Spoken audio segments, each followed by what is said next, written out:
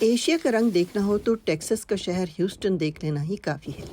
یہاں جو کھانے ملتے ہیں ان میں ایشیائی ثقافتوں کا امتزاج ملتا ہے جو ان کاؤنٹیز میں آوسی ہیں جن سے مل کر وہ علاقہ بنتا ہے جو گریٹر ہیوسٹن کہلاتا ہے۔ ان میں سے ایک فورٹ بینڈ کاؤنٹی ہے جہاں کی آبادی کا 21% ایشیائی امریکی ہیں۔ یہی وہ علاقہ ہے جہاں چینی نژاد امریکی جے کلیمانس رہتی ہیں۔ میرا خیال ہے پارٹی کوئی بھی ہو وہ قطعاً ایشیائی کمیونٹی کو نظر انداز نہیں کر سکتے۔ مردم شماری کے مطابق امریکہ میں ایشیائی امریکی سب سے زیادہ تیزی سے بڑھتا ہوا گروپ ہے۔ گزشتہ 2 صدارتی انتخابات میں دیکھا گیا ہے کہ اس گروپ میں ووٹ دینے والوں کی تعداد میں بھی ریکارڈ اضافہ ہوا ہے۔ ڈیموکریٹک صدارتی امیدوار کاملا ہیرس نے اس کا نوٹس لیا اور حال ہی میں 2 اشتہارات ایشیائی امریکیوں کے لیے جاری کیے۔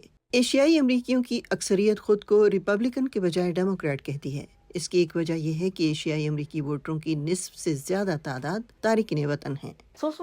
میرے خیال میں ٹرمپ کی پالیسیاں اقلیتوں کو بہت نقصان پہنچاتی ہیں۔ ان کی بہت سی پالیسیوں میں نہ صرف میکسیکو یا جنوبی امریکہ سے آئے غیر قانونی تارکین وطن کو ہدف بنایا گیا بلکہ قانونی ترک وطن پر بھی پابندی لگا دی گئی۔ پھر بھی سن 2024 کے ایشیائی امریکیوں کے بارے میں کیے گئے سروے سے ظاہر ہوتا ہے کہ 22% خود کو ریپبلکن کہتے ہیں۔ ایشیائی امریکی چاہتے ہیں کہ حکومت کا عمل دخل کم ہو، یعنی آزادی زیادہ اور ٹیکس کم۔ سروے سے ظاہر ہوا ہے کہ 31% ایشیائی امریکی ووٹر آزاد ووٹر کہلاتے ہیں، مگر ایشیائی امریکی ووٹرز کے سروے میں 42% کا کہنا ہے کہ ان سے کسی سیاسی پارٹی یا امیدوار نے رابطہ نہیں کیا۔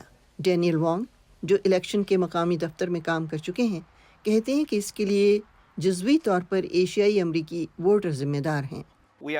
ہم منظم نہیں ہیں، ہم امریکی سیاسی نظام کو سمجھتے نہیں۔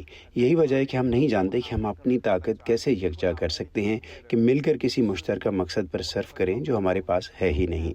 جن 15 ملین ایشیائی امریکیوں کو ووٹ دینے کا اہل قرار دیا گیا ان کا تعلق مختلف ملکوں سے ہے۔ ایشیائی ووٹروں کو یکجا کرنا مشکل رہا ہے۔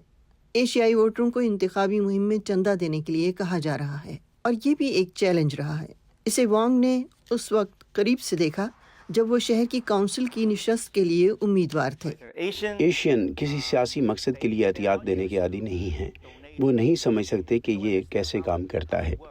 کلیمانس بھی مقامی الیکشن میں حصہ لے چکی ہیں۔ میرے خیال میں ایشین معاشرہ کرسچن معاشرے کی طرح نہیں ہے۔ کرسچنز کو دینے کی عادت ہوتی ہے، چنانچہ ایشینز کو آپ کو بتانا پڑتا ہے اور ان سے رابطہ کرنا پڑتا ہے۔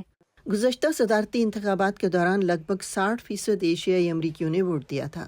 سیاسی سرگرم کارکن کہتے ہیں کہ نئے ایشیائی امریکی شہریوں کے ساتھ تعلق قائم کرنے اور انہیں سیاسی عمل کے بارے میں بتانے سے انہیں اس کا حصہ بنایا جا سکتا ہے۔